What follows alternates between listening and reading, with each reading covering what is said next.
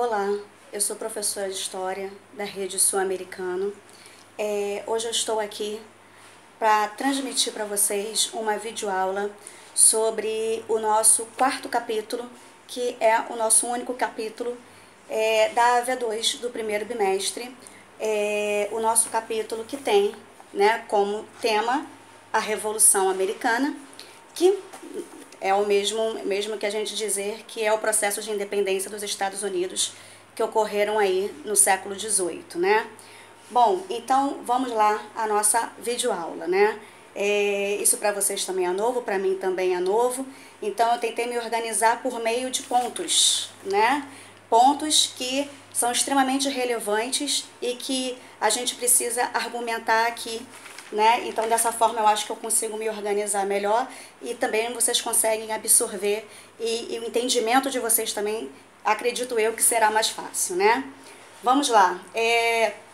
Eu já falei para vocês, né, aos alunos de 8º ano, né, não só do 8º, mas das séries anteriores, que o estudo da história não está solto, né? Um assunto vai puxando o outro, que vai puxando o outro, né? O estudo da história obedece uma cronologia, obedece uma sequência no tempo. Então, para a gente conseguir entender, né, como ocorreu o início do processo de independência dos Estados Unidos até o seu desfecho, a gente precisa voltar um pouquinho lá no nosso último capítulo, que foi o Iluminismo, né? Nós vimos aí, o último conteúdo que a gente viu foi o Iluminismo, foi a difusão das ideias iluministas, que se originaram ali na França, né, do século XVII, do século XVIII, e que rapidamente, né, não só tomou a Europa, como também repercutiu em outras partes do mundo, né, chegando até a América, né, porque os colonos americanos foram ali os primeiros que, influenciados por essas ideias iluministas de justiça, liberdade e progresso, buscaram aí, foram os primeiros a buscar a sua emancipação, a sua separação. Então, assim, eu vou seguir a linha cronológica dos pontos que eu coloquei aqui, porque eu acho que dessa forma vocês vão conseguir entender melhor, né? Então, vamos lá, né, no século XVI, quando os ingleses vêm para a América, essa parte da América, né, que são os Estados Unidos hoje, e eles vieram por dois motivos fortes, né, que foram as perseguições religiosas que estavam ocorrendo na Inglaterra naquela época, né? A perseguição violenta aos novos protestantes, né? A gente não pode esquecer que a gente viu isso no ano passado, a reforma protestante do século XVI. Os novos protestantes começaram a ser perseguidos violentamente pelos representantes da Igreja Católica naquela época, mas também as perseguições religiosas não foi um único fator, não. Eles também vieram por conta da crise econômica que se instalou na Inglaterra, sobretudo por conta das más colheitas, né? Então, a partir do século XVI, essa região aí da América, que são os Estados Unidos hoje, veio recebendo, né, muitos imigrantes ingleses que vieram, né, para os Estados Unidos com o intuito de ir em busca da sua liberdade, de uma nova vida, de povoar o território. Daí a diferença entre as colônias de exploração e as colônias de povoamento, né?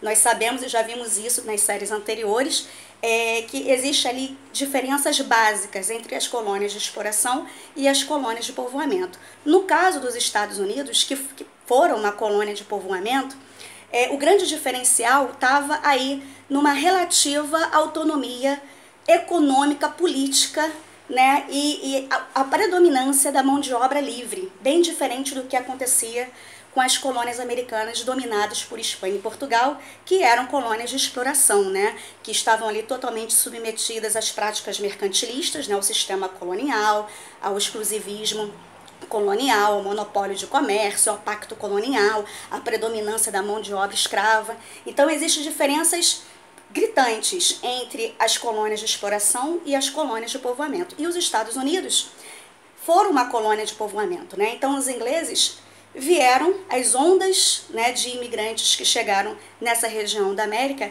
eles não vieram com o intuito de explorar, eles vieram com o intuito de povoar o território, né? Porém, mais tarde, né, a Inglaterra impôs a essa região o sistema de colonização, porém uma colônia de povoamento.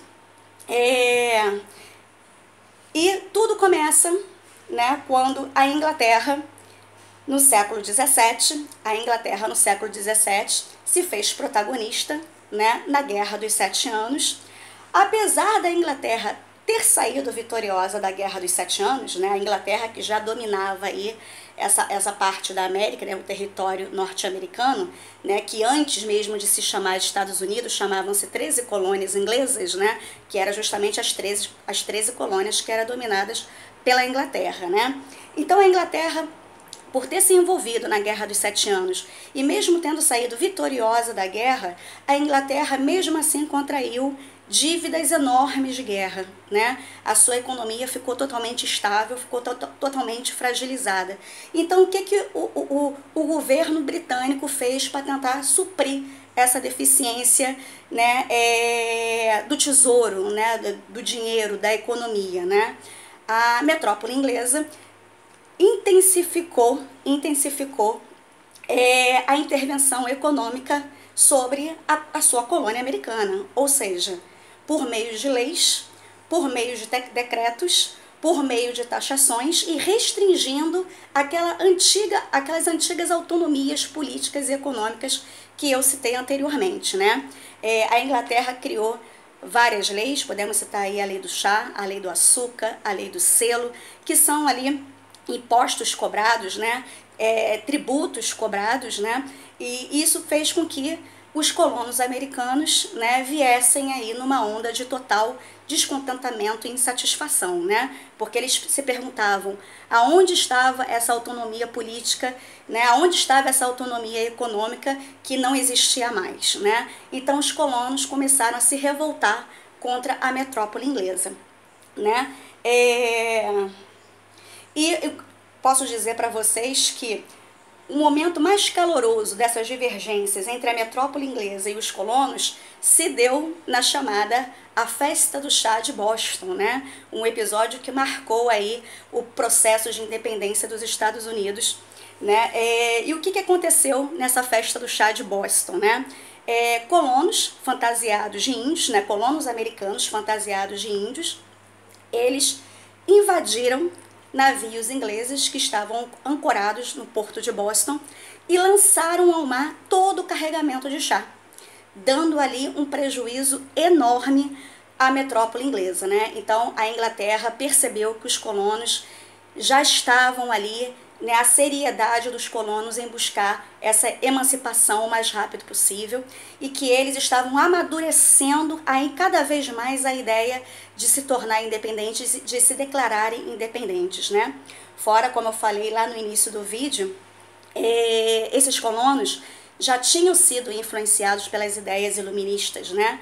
De liberdade, de progresso, de justiça. Então, eles não só se amparavam nas ideias iluministas, como eles também receberam o apoio da França, do governo francês, né? A França se dispôs a ajudar os colonos americanos nessa guerra contra a Inglaterra, né? Até porque era de total interesse dos franceses se aliarem aos colonos americanos, uma vez que a França era a maior rival econômica da Inglaterra naquela época, né?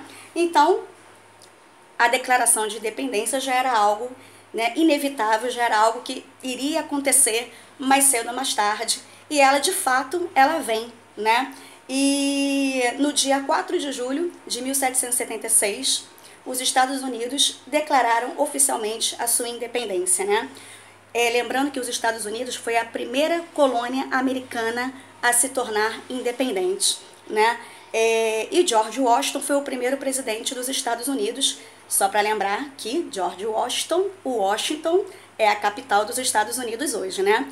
Então o sucesso da independência dos Estados Unidos motivou, impulsionou todas as outras colônias americanas dominadas pela Espanha e o Brasil, no caso do Brasil, dominado por Portugal, não pela Espanha, o desejo de emancipação, o desejo de independência, né?